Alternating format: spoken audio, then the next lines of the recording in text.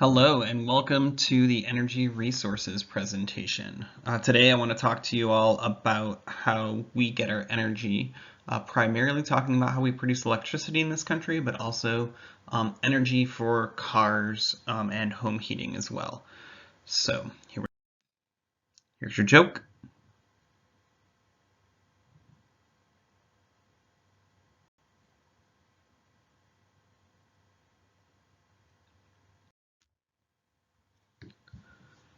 Okay, so when we define energy resources, we're talking about natural resources that humans use to generate energy. In America, most of our energy comes from fossil fuels. The three main fossil fuels are coal, petroleum, and natural gas. And to release the energy from these, we have to burn them. So when we produce energy, the way that we do it most of the time, and this is kind of a rough way to look at it, but it works for most of these, is that you burn the fuel in the furnace, releasing the thermal energy, which then heats water. And that water that gets heated is turned into steam. And then once it's turned into steam, here that steam goes into the turbine, makes that spin. It turns a wheel in the generator that involves a magnetic field that creates an electrical power that goes out the power line. So that's how we make electricity in power plants typically. So much electricity production involves burning the fuel to release thermal energy and then turning it to steam to make something spin, which creates the electricity, as we'll see as we go through this presentation. Fossil fuels, all living things are made of carbon. And fossil fuels are made from the remains of living things, which contain lots of carbon. And most carbon is stored in compounds called hydrocarbons that come in different forms. So there's three main types of fossil fuels. We'll start off in the liquid form. This is petroleum or crude oil. It's a liquid mixture of complex hydrocarbons. Notice the word carbon in there, so that is the carbon part of the animals. In a refinery, and we have several of these in North Salt Lake, petroleum is separated into gasoline, jet fuel, diesel fuel, kerosene, and fuel oil. And the process of doing that, it's how hot you get it, releases different or generates those different forms of petroleum.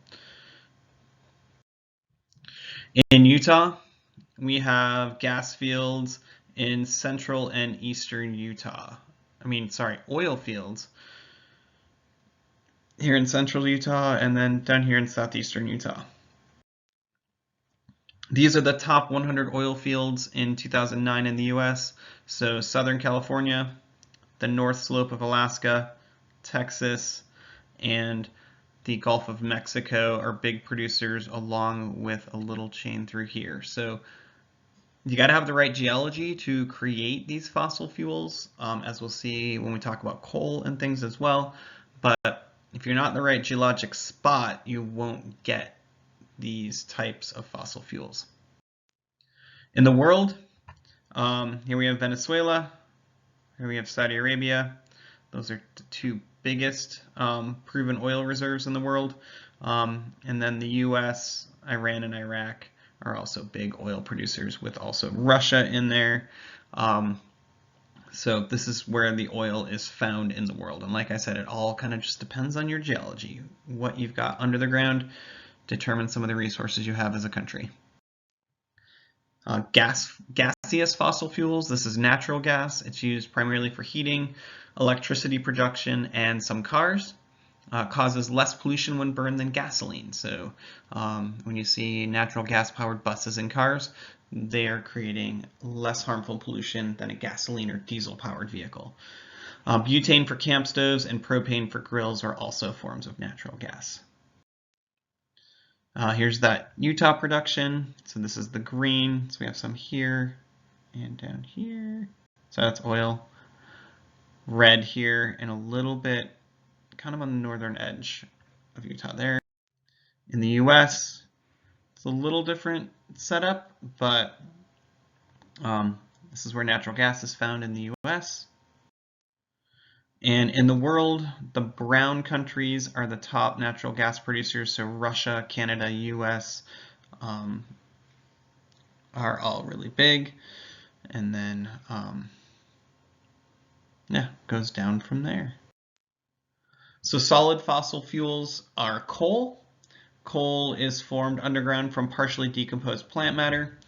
And coal was once a major source of heating energy in the US, and it was burned in stoves for heating and powered trains and factories. When I had a 1910 bungalow, my first house, it actually had a coal chute in it. Because back in the early 1900s, that's how you would have heated that house. Unfortunately, burning coal produces large amounts of pollution. Today, coal is primarily used to produce electricity. It is very likely the electricity that you are using to power your computer right now is from a coal-fired power plant here in Utah. So in Utah, the tan shows us where some coal fields are. That doesn't necessarily mean it's super easily accessible, but this is where you would find it. In the US, this is what it looks like. In the world, China is the biggest coal producer in the world. They also have lots of coal-fired power plants. And then the US is the second largest producer of coal. So petroleum and natural gas actually come from sea plants and animals that died and get buried on the ocean floor. They get covered by layers of sediment and rock over millions of years. Is a really long process to form. They get buried deeper and deeper under the ground, and the enormous heat and pressure turn them into oil and gas. And we have to drill through many layers of rock to get to them. Similar thing with coal, except for swampy plant matter, like think swamps for the starting point of coal. And then dirt, other things get washed onto the swamp over millions of years. And then it gets packed down. And the harder you pack it, the better the coal is to burn. So huge forests with swamps millions of years ago, it dies, it forms peat, it's compressed between layers. A low-grade form of coal that doesn't burn very efficiently and is really polluting is lignite. If you compress it more, you get bituminous coal, and then anthracite coal is one of the best grades of coal for burning. It burns the cleanest, not that it burns super clean, but it burns cleaner, and it also takes longer to form. So these fossil fuels that we've talked about take millions of years to produce, meaning they are not renewing themselves in our lifetime. So because of that, once we use up all the coal, oil, or natural gas, there won't be any more. Another type of power is nuclear power. It's the energy released by fission, the splitting of atoms, or fusion, combining atoms together. Fission reactions release large amounts of energy that can be used to generate electricity. Fusion reactions produce lots of energy with less dangerous wastes, but it currently only happens in labs because right now it actually takes more energy to get a fusion reaction started than it can produce, but scientists are working to figure out a way to change that. So in a nuclear power plant, you have your reaction happening in a reactor vessel with cooling water in it. That cooling water gets heated up, goes into a heat exchanger that heats up another source of water. So this cooling water ends up being radioactive, but it's contained in these coils. It heats up cooling water that, it heats up other water that is not radioactive, that turns to steam, that turns the generator, that then gets cooled using a big cooling tower. So when you see the big plumes of white smoke from a nuclear power plant, that is all just non-radioactive steam being let off as the reaction is cooled. So in fission, you take a neutron that is shot at a uranium-235 nucleus. It splits that atom in half, giving you a krypton-92 nucleus and a barium-141 nucleus, a crazy amount of energy, and then 3 extra neutrons get shot out of that can then react with other uranium-235 nucleuses. So That's the basics of how nuclear fission works. It's the splitting of the atomic core or the nucleus of an atom, and it ends up releasing a lot of energy. If you go the other way, the reason why we are pursuing nuclear fusion is you take a hydrogen-3 nucleus and slam it with a hydrogen-2 nucleus at over 1,000,000 degrees, and you release a helium nucleus and a neutron and energy. This is non-radioactive, and neutrons aren't either. So a safer form of nuclear energy, but like I mentioned earlier, currently they're putting more energy into it than they're getting out of it, so it's not producing energy. In the US, this is a location of all our current nuclear power plants. We have none in Utah. In the world, this is what it looks like. Europe has a lot. France is very nuclear powered. Solar energy is another way you can get energy. If we had the right conditions, the Earth has enough solar energy to meet all our energy needs, but we need a way to store it overnight to use it at night. So mostly we use solar panels to generate electricity. We'll show you some other ways. But we just don't currently have the technology or resources to do all our electricity this way right now. So things you can do with solar energy, you can put solar cells on your house to generate electricity straight that way, and you have a battery somewhere in your house to store it for use at night, or you feed it into the electrical grid and then just use energy off the grid at night. You can also do a water heater on your roof using black panels that then heat up the water when it's sunny, and then you get a solar water heater. Also, how you design your house. You can have passive interior heating where when the sun is lower in the winter, it heats up a dark wall in your house to help you provide heat to your home in the winter, and then as the sun rises to a higher angle in the sun in the summer, it doesn't hit that dark wall based on how you designed your windows, and so you won't get as hot of a house in the summer.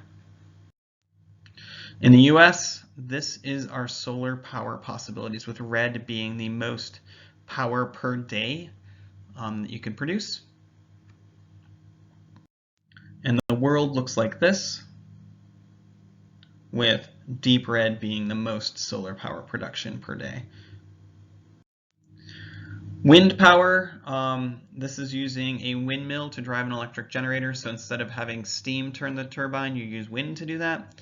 And wind farms have the capability of producing a large amount of energy, but in many areas in the US, the wind isn't strong enough or frequent enough to create energy on a large scale. So in Utah, this is what it looks like, with the blue, red, and purples being the best wind generation, and then the dark orange also being pretty good. So you can see you just don't have a lot of really great wind power choices in Utah. You may have seen them at the mouth of Spanish Fork Canyon, but there's not a lot of other large-scale wind farms in Utah. If you move to the US, though, blue, red, and purples are really good for wind production here, as is red and orange. And so there's wind farms along I-80 through here. There's definitely wind farms here in the Great Plains, and I know I've seen several in northern Indiana, with just in the middle of farm fields there are wind turbines. So utilizing that effective windiness there. In the world, this is what it looks like, with dark blue being the best possibilities for wind power. I take that back, sorry. Red being the best, blue being the least windiest spots. Hydroelectric energy is energy produced by falling water. So water wheels have been around since ancient times to turn things like mills. Now we use dams that back up water really into large reservoirs, and then the falling water spins a turbine that then generates electricity. So dams create a large impact when they're built, but once they're up and running, they cause little pollution, although they can have an impact on ecosystems with fish migrations and things. So they can have a large impact on forests and wildlife, and they have a finite lifespan. What that means is As water stops moving, as it enters the reservoir, it drops sediments, and so eventually that reservoir will fill up and no longer provide a large resource of water behind the dam. So in Utah, the hydroelectric plants here are yellow. So there's a couple little yellow dots up in here, kind of showing the general idea of where the plants are. And in the United States, these are the dots that represent dams producing hydroelectric power and when they were built. And then in the world, this is how much each country produces in hydroelectric power, with Canada, Brazil, and China being the biggest producers. Geothermal energy is energy produced by the heat from within the earth. So it can be used directly to heat a building, or it can be used to generate electricity. But you have to have access to geologic hotspots to make this work. It doesn't work out. So here's the general idea of how it works.